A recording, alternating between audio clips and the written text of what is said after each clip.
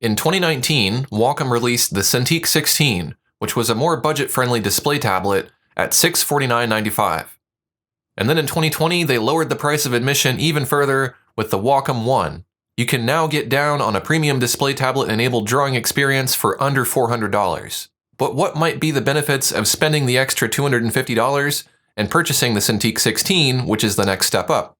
I'm Aaron Rutten, and today I'll answer that question for you by sharing a side-by-side comparison of the Wacom One and the Cintiq 16.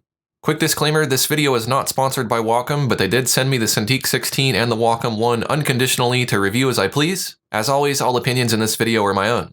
So let's start by comparing the screens. The screen on the Wacom One is 13.3 inches diagonally.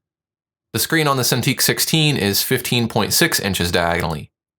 It's not a huge difference in screen size, but that extra room on the Cintiq 16 gives you more room for your palettes and of course your canvas. The screen resolution of both devices is 1920 by 1080. The color gamut on both devices is 72% of NTSC, which is a little over 70% of Adobe RGB, or around 93% or so of sRGB. The Wacom One is using AHVA screen technology, which is an older technology used on tablet PCs like the Samsung Galaxy Note. The Cintiq 16 is using an IPS display, which is a bit brighter. Neither device supports touch input, and they both have a matte anti-glare film applied to their screens. If we take a look at the bezel, the Wacom One has virtually no bezel to interrupt your pen, and if you make a stroke that goes off of the active area, the bezel does catch your pen very, very slightly at the edge, but there's hardly anything there. This is much closer to the Pro Cintiqs in terms of bezel width. The Cintiq 16, on the other hand, has a noticeable bezel. The bezel is big enough to interrupt your flow if you happen to graze your pen onto that area. Now let's move on to compare the pens. The Wacom One has 4,096 pressure levels, which is more than adequate for drawing and painting. The Cintiq 16 has 8,192 pressure levels, which gives you a more natural pressure response and allows you more headroom to create a custom pressure curve. The pen resolution of the Wacom One is 2,540 LPI.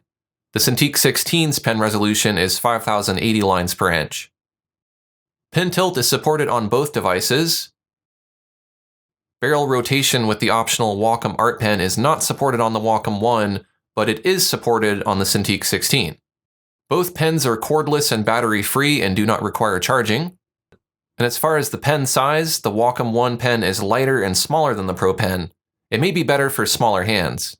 In my opinion, the Pro Pen 2 is more comfortable to hold. The pen for the Wacom One only has one button, and it does not have an eraser. The Wacom Pro Pen 2 that comes with the Cintiq 16 has two buttons, and it has a pressure-sensitive eraser. Both tablets come with 3 spare nibs. In the case of the Wacom One, the nibs are hiding behind the fold-out legs, and on the Cintiq 16, those spare nibs are hiding in the removable pen holder. The Wacom One does not support other types of Wacom pens, but it can support some EMR pens, for example this Staedtler Norris pencil. The Cintiq 16 cannot support these EMR pens, but it does support Wacom's range of Pro Pens like the Art Pen and Pro Pen Slim. As far as drawing on both devices, my line tests on both devices were excellent. I feel like the pressure response is a little bit better on the Cintiq 16, but honestly the drawing experience is great on both of these devices. Now let's move on to discuss the build quality. Now as you might expect, the Cintiq 16 is a little bit bigger than the Wacom One. It's also about twice as heavy, and that's not including the stand. Both devices have built-in legs that fold out and can angle the tablet to 19 degrees, but the Cintiq 16 supports an optional adjustable stand, and it has VESA mounting holes on the back, which means it can support other types of stands and monitor arms. Both devices are Sans Express keys, but you can get the optional Express key remote, or you can use on-screen keys on both devices. There's a pen holder on both devices. On the Wacom One, the pen holder is not removable and it's located in the top center. On the Cintiq 16, the pen holder is removable and it can be positioned on the left or right side. The color of the Wacom One is black on the front and then it's white on the sides and the back. I'm a little bit concerned that this could stain over time, especially if it's sitting on a dirty desk, or if you like to eat Cheetos while you work. The Cintiq 16 is all black and I feel like I like that color scheme better. If we take a look at the cables, the Wacom One has an X-shaped cable, which attaches to the tablet with USB-C and then breaks out to HDMI, USB-A, and power. The power cable is a USB-A cable with an optional AC adapter. The Cintiq 16 has a similar 3-in-1 cable. There's a proprietary connector that connects to the Cintiq 16, and that breaks out to HDMI, USB-A, and AC power. Both cables are nice and not just cobbled together from other types of cables. And both cables are a proprietary design and cannot be substituted with generic versions of the cables. Both devices can be powered by a portable battery bank via AC power, but as I mentioned, the Wacom One has a USB power cable, and that means that it can be powered by a USB port like you might find on a desktop or a laptop. Keep in mind you will need two USB ports, one for data and one for power. The power button on the Wacom One is located on the top right edge. It's a little bit hard to find by feel, and you can't see it by eye. If you can't get to it, I guess it's less likely to be pressed by accident when you're drawing. The power button on the Cintiq 16 is located on the front of the tablet in the top right. It's definitely easier to locate here, but you could accidentally press it while you're drawing. Both devices have a power LED. The power LED on the Wacom One has only an on and off state, whereas the Cintiq 16's power LED can be dimmed to several brightness levels. There are no fan vents on the Wacom One, but there are fan vents on the top of the Cintiq 16, although I didn't notice any noise coming out of them. Both devices have a 1-year warranty, and the build quality is great on both of these devices. They feel really sturdy, and they're made with quality materials. Now let's talk about compatibility. Both of these devices will require HDMI for video and USB-A for data. If you don't have an HDMI port, you may be able to convert HDMI to another video format with an adapter. Both devices support Windows 7 or later, and Mac OS X. The only difference is that the Wacom One supports Mac OS 10.13 or later, and the Cintiq 16 supports Mac OS 10.12 or later. Neither of these display tablets have a built-in computer, and both tablets must be connected to a Windows or a Mac, with the exception of the Wacom One, which is also compatible with Android devices. There are select devices like the Samsung Galaxy S10 that can connect to the Wacom One, and then you can use your Wacom One to draw on your phone. You will need a USB-C mini hub or Wacom's adapter, which is not included with the Wacom One, to connect to your supported Android device. The Cintiq 16 cannot connect to an Android device. Moving on to installation and software, both devices utilize the same Wacom control panel, which you can use to customize the pen buttons for each app individually or globally for all applications.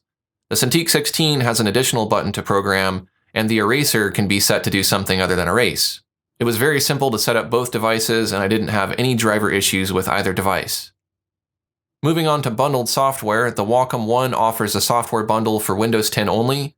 You can download Bamboo Paper, Clip Studio Paint Pro for 6 months, Adobe Premiere Rush, and coming soon a 6-month license of Adobe Fresco. The Cintiq 16 does not offer a software bundle, but there are lots of free art apps available. So what can you do with these devices? Both devices can be used for note-taking, photo editing, video editing, light drawing and painting, graphic design, and more. So which of these tablets is right for you? In my opinion, the Wacom One would be best for beginners or younger artists with smaller hands. It would also be a great tablet for artists who paint exclusively on Android apps and may not have a computer. It could also be a really good choice for photographers who shoot on their Android phones, and even vloggers who just want to edit videos on a larger screen without having to lug around a laptop. I would say of the two tablets, the Wacom One is definitely the best for note-taking since it's a little bit slimmer and lighter. And then of course you can get that really nice Staedtler pencil to take notes with as well. And because of its more low-profile design, it's of course a better option if you want something that's more portable.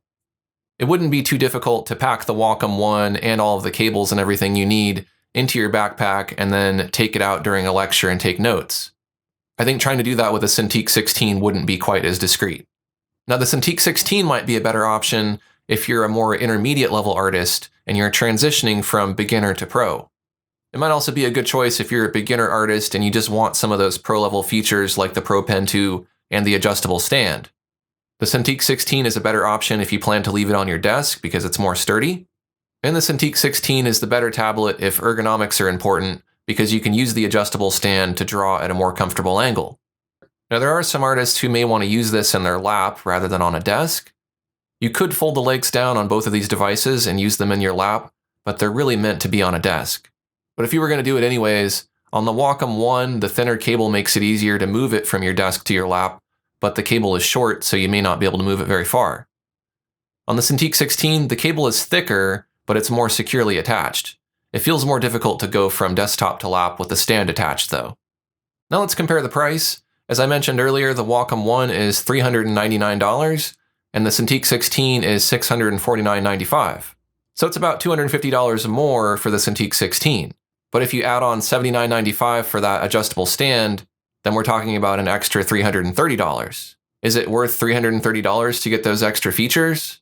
I think you'll have to consider the comparisons I made in this video and how they might affect your workflow. The Cintiq 16 is a bit more expensive, but it offers Wacom's top-of-the-line pen, a better display that is a bit brighter, its drawing area is a bit larger, it has an option for an adjustable stand. The Cintiq 16 is compatible with the Art Pen, which can sense barrel rotation, and it's compatible with other types of Wacom pens. But of course, the Wacom One is definitely thinner and lighter and more portable, especially if you plan to work primarily on a compatible phone or tablet. As far as how I felt drawing on both devices, I'd say the drawing experience feels better on the Cintiq 16. The pressure response is more accurate, and as far as long-term comfort, the stand makes a pretty big difference. I much prefer to draw with my tablet in a more vertical orientation. So I'd say if you're more on the professional side and you plan to use your tablet daily, you should go with the Cintiq 16 with the stand. If you're more of a casual artist or a newbie, you probably wouldn't feel much of a difference between the two devices, and the Wacom One would be more than adequate to get started with digital art. So there you go, that was my comparison of the Wacom One to the Cintiq 16. If this was your first time on this channel, check out some of my other drawing tablet reviews. Thanks for watching, and I'll see you next time.